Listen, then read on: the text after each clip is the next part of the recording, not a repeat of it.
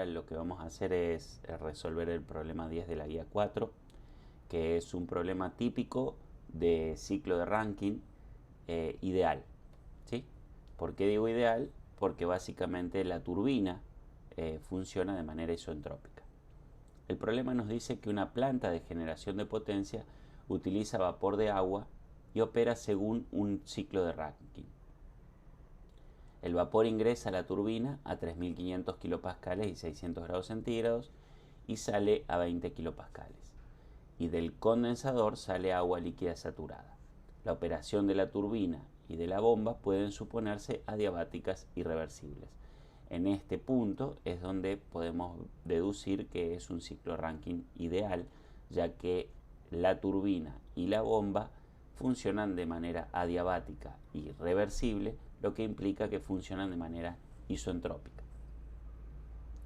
Calcular la calidad del vapor, fracción en masa de vapor, a la salida de la turbina y la eficiencia del ciclo. Muy bien, para esto lo que vamos a entender es que estamos operando en un ciclo donde tenemos, como en todo ciclo de generación de potencia y ciclo que utiliza vapor de agua como fluido, lo que tenemos son los cuatro clásicos equipos: la caldera, la turbina, el condensador y la bomba. ¿Sí? Lo que nos da son los datos del punto 3, es decir, nos da los datos antes de entrar a la turbina, que es lo mismo que decir a la salida de la caldera. En este punto lo que tenemos es presión alta, 3500 kilopascales, y temperatura de 600 grados centígrados. En general, a la salida de la caldera siempre vamos a tener presión alta y temperatura alta. Luego, el vapor pasa por la turbina, se descomprime isentrópicamente y llega hasta una presión de 20 kilopascales al condensador.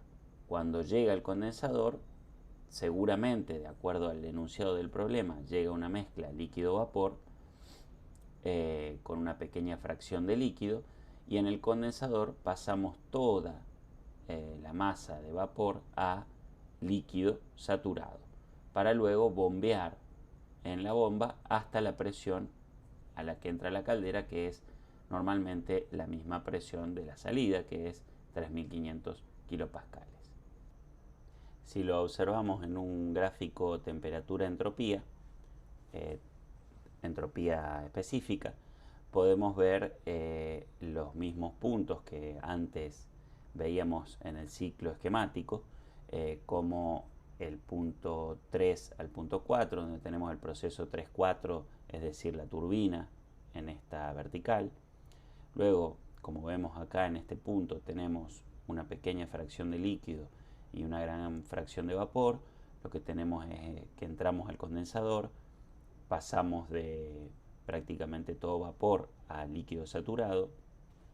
Luego tenemos un proceso en la bomba donde se produce un incremento de la presión a entropía constante, y luego en la caldera lo que tenemos es a presión constante vamos desde el líquido subenfriado hasta el líquido saturado, y luego evaporamos todo ese líquido para ir a presión constante como vapor sobrecalentado al punto inicial, es decir, al punto 3.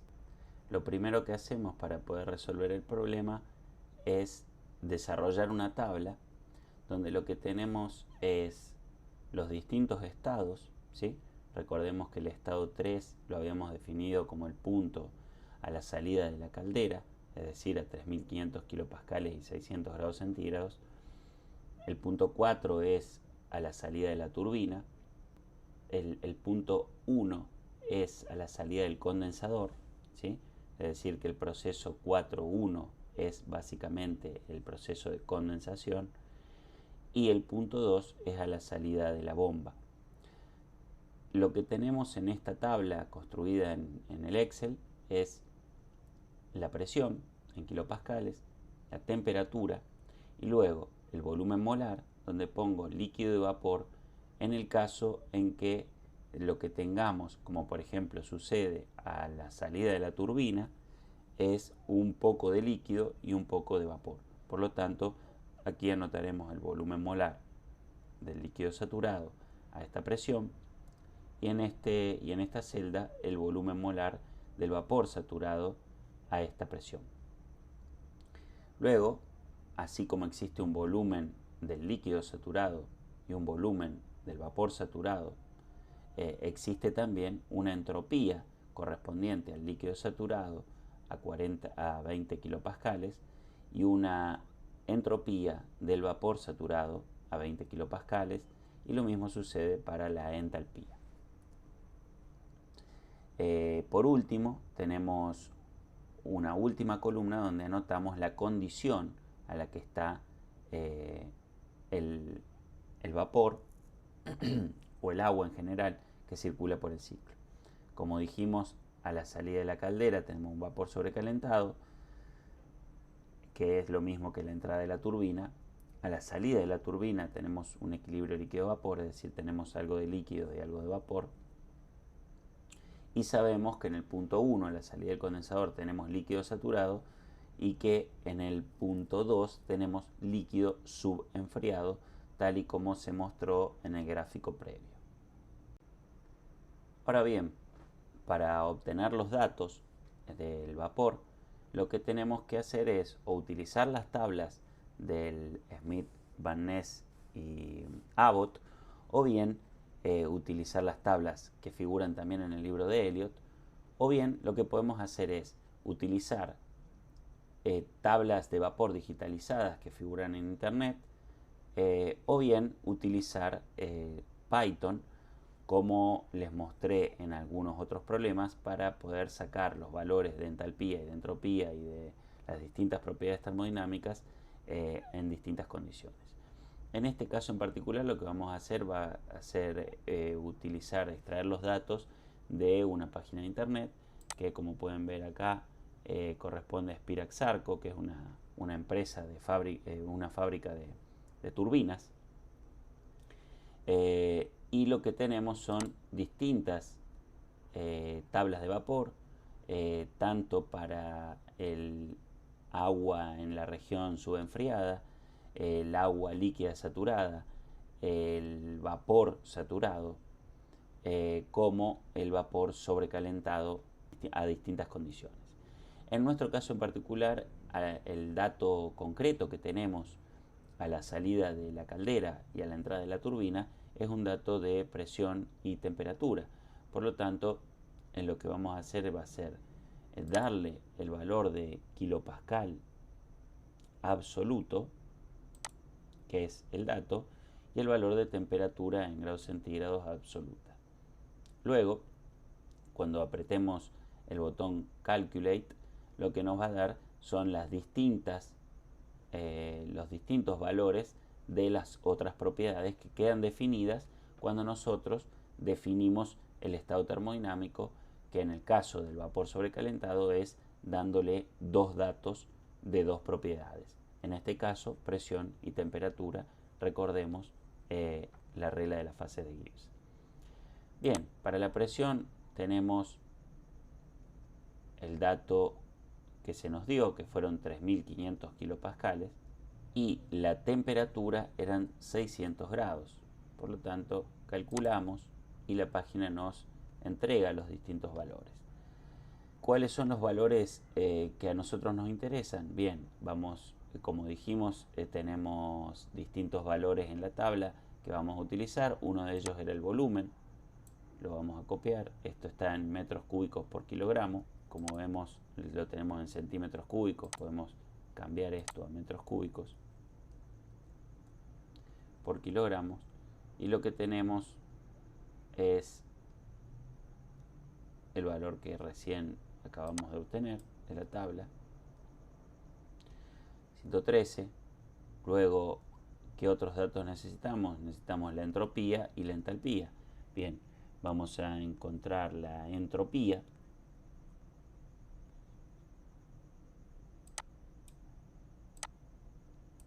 Está en Joule kilogramo Kelvin y nosotros en la tabla la tenemos en kilojoule kilogramo Kelvin. Por lo tanto, vamos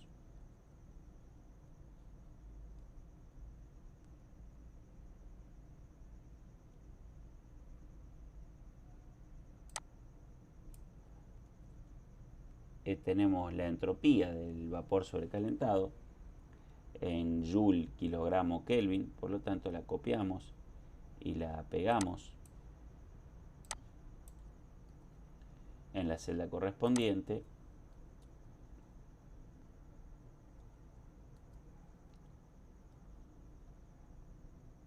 Y por último necesitamos la entalpía, que también está en esa celda.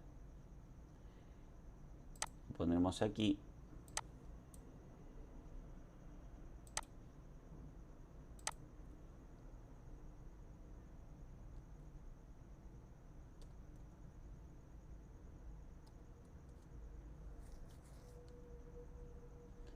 Por lo tanto, ya tenemos definido todo el punto 3. En el punto 4 sabemos que al pasar el vapor por la turbina, sale hacia el condensador como una mezcla líquido-vapor que tiene una fracción de líquido y una fracción de vapor. Por lo tanto, lo importante es que sepamos cuáles son los valores de la entropía del líquido saturado y del vapor saturado, para luego, haciendo el promedio correspondiente, logremos obtener este mismo valor que era el valor de entrada a la turbina. Recordemos que el valor de entrada a la turbina y de salida de la turbina tienen que ser idénticos. Por lo tanto, lo que vamos a hacer es obtener los valores de la entropía del líquido saturado y del vapor saturado y luego utilizar esta ecuación para poder calcular la fracción de vapor correspondiente. Muy bien, para poder saber los datos del vapor saturado, tenemos que hacer clic acá en la región de vapor saturado y nos ofrece la alternativa de una presión de saturación, básicamente la presión que nos dieron de dato, y lo que aquí dice un dryness, que significa sequedad, pero que en realidad en nuestro caso significa la fracción de vapor. Por lo tanto, lo que vamos a hacer va a ser entrar con un dato de presión en kilopascales y con un valor de fracción de vapor, y vamos a calcular las entalpías en kilojoule por kilogramo y las entropías en kilojoule por kilogramo Kelvin, ya que es el modo en que los tenemos en la tabla. Por lo tanto, voy a poner 20 kilopascales y 100% de sequedad, que viene a ser como 100% de fracción de vapor. Y obtenemos los datos. Como vemos, nos da una temperatura de saturación. Eso implica que a 20 kilopascales la temperatura que se obtiene, que corresponde a esta presión de vapor, es de 60 grados centígrados. La voy a copiar y la voy a pegar en mi tabla. Y luego voy a copiar y pegar los valores de la entalpía. La entalpía del vapor saturado, la entropía del vapor saturado. También voy a copiar el valor del volumen específico, solamente para chequear que el volumen se corresponda con el volumen del vapor saturado.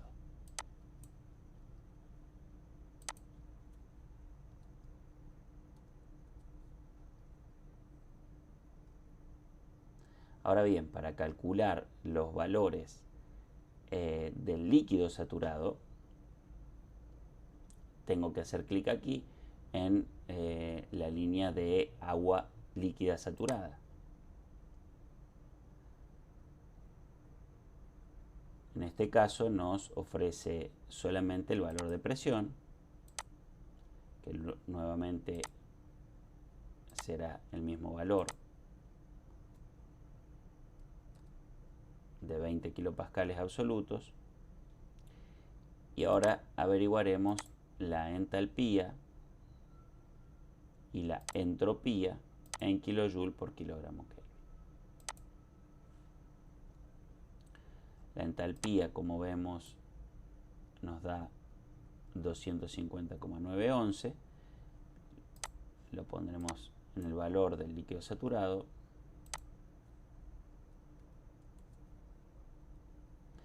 La entropía es 0,832.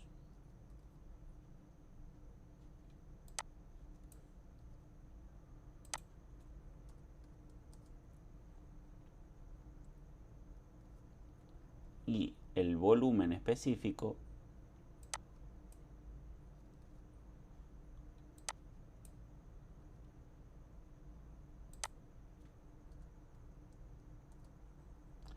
es este correspondiente valor. Ahora vemos que la entropía del punto 3 es 7,43 y la entropía del punto 4 se tiene que obtener a partir del promedio. Este valor necesariamente tiene que estar entre medio de los dos valores del líquido y del vapor saturado, porque corresponde al promedio que se obtiene para llegar a este valor de entropía que tenemos aquí dentro de la campana. Por lo tanto, para eso se utiliza esta ecuación. Cuando despejamos el valor de fracción de vapor de esta ecuación, obtenemos este valor, que es 0,9330019. Por lo tanto, la entropía, para obtener el valor de entropía es 7,43578, hemos promediado la del líquido saturado con la del vapor saturado y hemos obtenido este dato de fracción de vapor. En el punto 1 tenemos líquido totalmente saturado, por lo tanto tenemos el mismo valor de entropía y el mismo valor de entalpía del líquido saturado que teníamos a 20 kilopascales. Recordemos que lo que estamos haciendo es ir desde este punto hasta este punto, siempre a presión constante. Por lo tanto, lo que estamos haciendo es pasar de una mezcla líquido-vapor muy rica en vapor a un líquido saturado. Por lo tanto, los valores de entalpía del punto 1 y de entropía del punto 1 son los correspondientes al valor del líquido saturado del punto 4 y del líquido saturado, en el caso de la entalpía, del punto 4 también. Y el valor de temperatura es exactamente el mismo que en el punto 4. Ahora, para obtener en el punto 2, sabemos que en el punto 2 estamos en una condición de líquido subenfriado, ¿sí? Recordemos que en el gráfico particularmente es este punto, ¿sí? Donde lo que tenemos es un aumento de la temperatura a entropía constante. Por lo tanto, tenemos que calcular los datos del punto 2 a partir de la tabla del líquido saturado. Volvemos a la tabla de líquidos y nos vamos a agua subsaturada o agua en la región subenfriada. Y lo que le tenemos que dar nuevamente son el valor de entropía y el valor de presión. En el caso de la entropía, de la presión, son los 3500 kilopascales que se nos dan como dato. Y en el caso de la entropía, es el valor de entropía que teníamos en el punto 1, es decir, la entropía del líquido saturado, es decir, 0.832151. 0.832151 kilojoule por kilogramo Kelvin. vamos a obtener los valores correspondientes al líquido subenfriado, es decir, vamos a obtener lo que a nosotros nos interesa, que es la entalpía específica del líquido subenfriado. Vemos acá el valor, lo vamos a copiar y lo vamos a pegar en esta celda, y con eso obtenemos el valor de la entalpía en el punto del líquido subenfriado. Ahora lo que debemos calcular es la eficiencia del ciclo, ya teniendo todos los valores correspondientes y habiendo completado la tabla, lo que necesitamos es saber cuál es la eficiencia del ciclo. Recordemos que la eficiencia del ciclo se calcula como el trabajo que nos entrega la turbina menos el trabajo que hacemos en la bomba sobre el calor que se entrega en la caldera. Por lo tanto, la eficiencia se calcula a partir de ¿qué valores?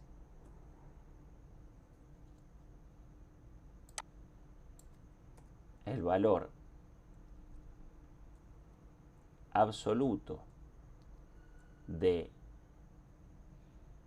la entalpía a la salida de la turbina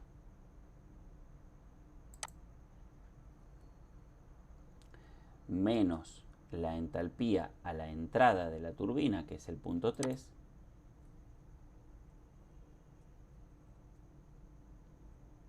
menos el valor absoluto de la entalpía a la salida de la bomba menos a la entrada de la bomba. Todo esto dividido, ¿qué? Dividido el calor que entregamos en la caldera. En la caldera estamos entre el punto 3 y el punto 2. ¿Sí? Recordemos que en el punto 3 es el dato de entrada, es decir, el dato a la salida de la caldera, y el punto 2 es el dato que calculamos como el líquido subenfriado. Por lo tanto, este es el calor que se entrega en la caldera, es decir, el valor absoluto de esta entalpía menos el valor absoluto de esta entalpía. Como vemos, la eficiencia nos queda de 0,35, es decir, alrededor de un 36% del calor entregado en la caldera se convierte en trabajo.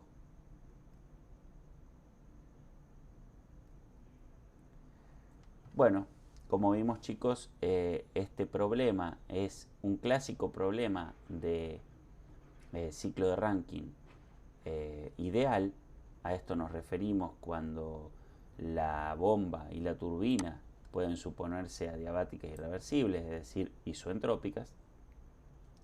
Y este mismo problema podríamos hacerlo suponiendo que la turbina, por ejemplo, tuviera una determinada eficiencia. Eficiencias normales de las turbinas rondan entre el 80, el 90 o algo más del 90%. Por lo tanto, un buen ejercicio para que ustedes puedan practicar en sus casas es resolver este mismo ejercicio de la guía 4, el problema 10, pero suponiendo que la turbina tiene una eficiencia, por ejemplo, del 85%. Espero que les haya servido y nos vemos en un próximo video.